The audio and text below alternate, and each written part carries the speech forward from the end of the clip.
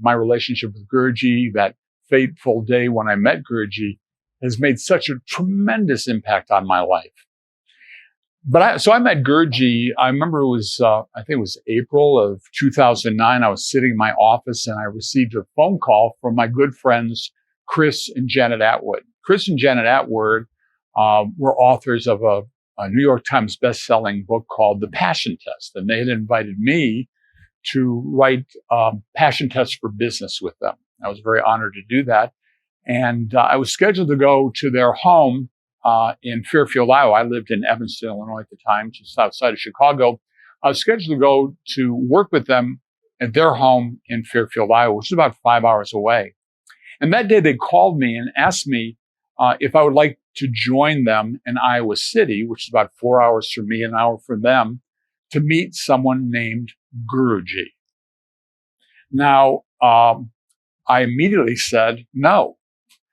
And not because I wasn't spiritual at the time.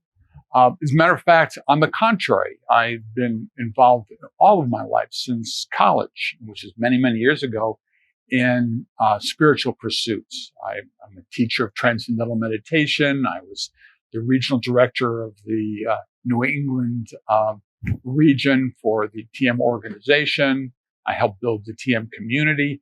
And through my many years, I've traveled to India many times, met many sages and seers and gurus, and had the pleasure of being able to host many of them in our home in Chicago. Sri Sri Ravi Shankar, Saima, Shri Ma, Cielo, the Buddhist monk, and many, many others, Byron Katie. And it was a great honor to be able to do so. But I was at a point in my life where I pretty much thought that I knew everything. I was suffering from spiritual arrogance, spiritual malaise. So when Chris and Janet asked me to meet yet another Guruji, I had absolutely no interest whatsoever, because I envisioned going to a room with people in colorful Indian garb, sitting on the floor cross-legged, listening to someone expound things that I already thought I knew, and recommending practices that I knew that I would never do. But reluctantly, I said, because they were friends of mine, that I would in fact join them in Iowa City to meet this man called Guruji. An interesting thing happened. I was at a point in my life where I was not just in a spiritual malaise or rut, but I think in my life I was kind of in a rut as well. And I was asking myself, what's next for me? What am I doing here? My marriage wasn't particularly happy. I wasn't flourishing in business as I had for many, many years before. And it was kind of an identity crisis. And I left my home thinking, how did I get here in this place where I was emotionally and spiritually? And an interesting thing happened in the 4-hour drive to Iowa City. As I drove further and further and came closer and closer to this meeting that I wasn't looking forward to, I found my spirits being lifted. I started to feel better. And when I walked in the room, the meeting place, I had traveled from feeling pretty bad about myself to feeling great, and that the world was my oyster and there was all possibilities in front of me. And then I walked in the room. And it wasn't a huge room. It wasn't a ballroom with hundreds of people. In fact, it was the back of a coffee house. It was a very small meeting room. And there was a little wooden table. And there were, in fact, people in colorful Indian garb. And that was my two friends, Janet and Chris. And sitting around the table, there were 3 or 4 other gentlemen in dark suits. Wherein at the head of the table, there was another man, particular man, a dark suit, wearing dark glasses. I thought, my goodness, what is this? This seemed more like the Indian mafia had come. And I thought maybe we were in trouble. But I sat down next to my friends and I just listened. And to say that I was astonished would be an understatement, because at that meeting, did I mention the head of the table was Guruji? He was the man with the dark glasses. And I heard things I'd never heard before. They had a computer with them. There was a doctor there, and there was a trustee of a university there. And they were telling me, and the reason, by the way, they had called this meeting is because they had actually been on the internet, and Janet had done a video series called I can't remember, something about, she had trekked through the Himalayas and had interviewed many gurus throughout the Himalayas. And they had contacted Janet because they wanted to find out if Janet had ever experienced anything like Mahendra Trivedi. Anyway, I heard at that time things that you probably already know. It's all new to me. I heard about with his energy transmissions, his blessings. Guruji could transform crops. He could increase the yield of crops by 300%, increase their immunity to disease by up to 600%. He had been able in vitro studies, been able to reduce the viral load of HIV virus, of hepatitis C, of cytomegalovirus. I heard how he could kill cancer cells while improving the efficacy and viability of healthy cells, all with one blessing. And I heard stories recounted from the people around the table, how Guruji had transformed their lives personally. One man's wife had been in a terrible accident, and through Guruji's blessings, she recovered fully. And I heard about how their relationship had improved so much, and many, many other stories. Now, with all the wonderful people I've seen and encountered in my life, I have so much gratitude and respect for so many of them. I had never in my life heard anything like what I heard that day. It was astonishing. I've never heard of anything in all my readings and studies. I'd never heard of anybody who could do the things that Guruji had already done. I also heard how his physiology was so unique as well, and saw pictures of it too.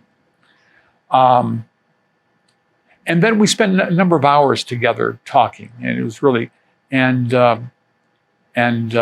before leaving, Jen and Chris asked if we could get his blessings to actually experience it. Now, Jen and Chris lived in Iowa, and they probably wouldn't be seeing Guruji for some time.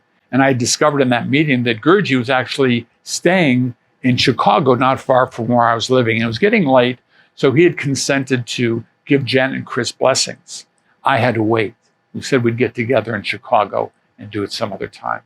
And I was a bit disappointed, but driving that extra hour back to Fairfield from our meeting in Iowa City, I noticed that my spirits were elevated. I felt incredible just by being with Guruji, the energy that was being transmitted just through his presence, through his being. And I drove to Jen and Chris's house, and I slept like I'd never remembered sleeping before. The bed, I woke up the next morning, and it was like it was almost like I wasn't sleeping there. I didn't toss and turn. The bed was almost not made, except for the fact there was a little impression where I was sleeping there. The next day, we had an incredible creative business section, accomplished more in one day than I would have imagined we would have accomplished in a week. And I realized, not only from a scientific, empirical standpoint, but from a subjective standpoint, something real was happening. I was experiencing something that I hadn't experienced anywhere else throughout all of my travels and all of my experiences, something that was palpable in this energy. Again, not even having received an energy transmission. Guruji had received instructions from his divine that this was the time to come to the United States for the first time. And Guruji, I don't think felt real comfortable speaking English at that time. So he wanted someone to be a spokesman for him. So he was very interested in meeting Deborah. I think his divine told him this is someone to meet. So I rushed, encouraged Deborah, who was also of the same state of mind that I was prior to meeting Guruji, that she wasn't all that interested, but I encouraged her to do so. And we met Guruji and got his blessings. And we developed a relationship and invited him to our home. And he was so gracious. He invited us to invite some people over, some friends over, to receive his blessings. The first person we invited over was a friend of ours who was in constant pain, who had been in a terrible traffic accident, who lived in pain every moment of her life. I remember we lived in a 2-story house. I remember we had to actually help her up the stairs, and she received her energy transmission. And afterwards, she walked down the stairs by herself, and her pain was gone entirely. So anyway, we established this relationship, but I had in my mind thinking, this is amazing. I actually want to go back to, and before I go forward, I'm going to go back a little bit. Remember I was saying that I was at that time, I was having questions in my life. How did I get here? What is my life about? What is my next step? And I left my home feeling, very distraught. And yet, when I got there, before even going into the room, I felt elevated. And I realized that that was my spirit. Even though I didn't know what I was going to encounter, my spirit did know. And through that, I was being elevated. But I remember having the thought, this is something that is going to change the world. And I wanted to be able to contribute in whatever possible way I could. I didn't know. And I was watching things happen, they unfolded. Nothing seemed to be happening. Guruji was being driven around the country, going to small meetings and in people's homes. They were actually arguing with them and weren't showing him respect. And I thought, this is so crazy, because what he could do, I could experience, was miraculous. And then one day, I had the recognition that through Guruji, miracles do happen. I mean, it was, we've all heard that saying, miracles do happen. And I realized miracles really do happen. And I remember sitting with Deborah and thinking, we've got to do something about it. We've got to help kick this thing off. And it was really interesting because I felt it was like, this was a moment that kind of like the rest of my life had kind of culminated into this, that we could help launch this thing. Because I have a very strong business background. I went to business. We had all these experiences, both Deborah and I, helping spiritual organizations build. We had this contact list from people who in the Chicago area who'd come to see other spiritual luminaries in our home. So we decided to send out an email call that said, miracles do happen. We invited friends over to our house, expecting a few of them to come over. And people actually opened the email, and we had like 100 people, maybe 100 people at our house. And we came up with this idea. At the time, there was no structure. Guruji, we didn't know, charge people. Should we charge people? Should we didn't charge? So we decided arbitrarily to assign a number, and we charged people to receive Guruji's blessings to support his activities. At that time, it was a foundation. It was a nonprofit organization. They would help the nonprofit organization by a suggested donation and to receive an energy transmission. And it was amazingly, like 100 people showed up at our home. And we gave them the slideshow, showed them what happened, and we invited, and Guruji gave an energy transmission there. And we invited people to sign up for blessings. And almost every single one of them did. And then we replicated the same thing. My sister was in Los Angeles and San Diego area, so we did in Los Angeles, San Diego. And the same thing happened. People would meet Guruji and they'd see Guruji and they'd receive a taste of what he could offer, and they signed up for blessings. Came back to Chicago and said, all of a sudden we filled up an entire church and 250 people signed up for energy transmissions that week. We went to Fairfield, Iowa, and over a weekend, 250 people signed up for blessings. And it grew like that.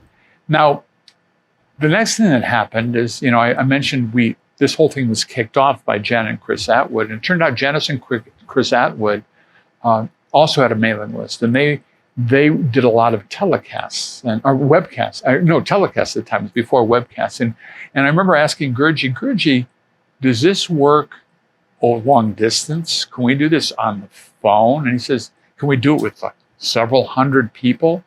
And he said, we could do it with 1 million people, and they can be anywhere. So we tried doing our first teleconference.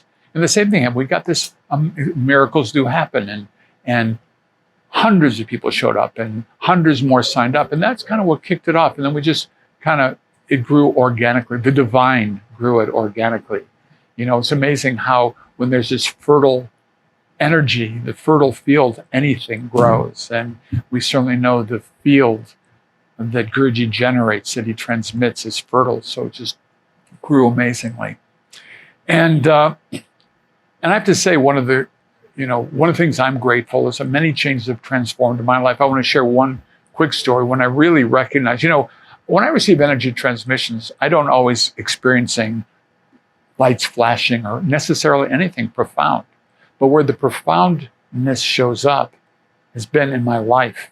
I noticed the effect, and that was not great. I mean, it's one thing to have some great flashy experience, But it's quite another thing to have your life transformed, because that's what we're doing this for changing life, not just for some great experience. We want a great experience, we can take a drug. But this is something that impacted my life. But I remember we were going to travel somewhere to speak on behalf of Guruji. And I remember I'd forgotten my wallet or something like that, and we had to rush back home. And I remember having to run into the house. And at this time, I'm getting up in age. I have this tremendous arthritis in my knees, and I bemoaned the fact that I couldn't walk very well or even run very well. And all of a sudden, I found myself running back to the car. I'm running back to the house, and my knees didn't hurt. For the first time in many, many years, I realized that, my physiology had dramatically changed as a result of Guruji's blessings. So I want to say, again, it's been a tremendous blessing in my life. Many changes have transformed my life. I no longer in the marriage that I was in, which had run its course. It was a wonderful marriage, but it had run its course. And now I'm married, found the love of my life, married to the woman that I love. I'm happy. I want to say this one thing, besides the tremendous energy that transformed my life, Guruji's message really transformed my life. I remember back in the early days, he talked about happiness, and he had a unique definition of happiness. And his definition of happiness was that happiness is what people experience when they are living in accordance with their purpose, as they're living their purpose in life as determined by the divine. And what this energy did is put us in resonance with our purpose in life, our life purpose as determined by the divine. And I really feel that's what I think the happiness that I experienced in my life comes from that energy is really, I really feel the divine grace, and I feel closer to God, to that inner spirit, that inner GPS that we all have, and has really taken me out of a direction that wasn't really, I seem for some reason, I can't discern it intellectually, but I wasn't really going in a direction was in accordance with my purpose in life is determined by the divine. And what Guruji's energy and my relationship with Guruji has done is bring me more in line with my life purpose is determined by the divine.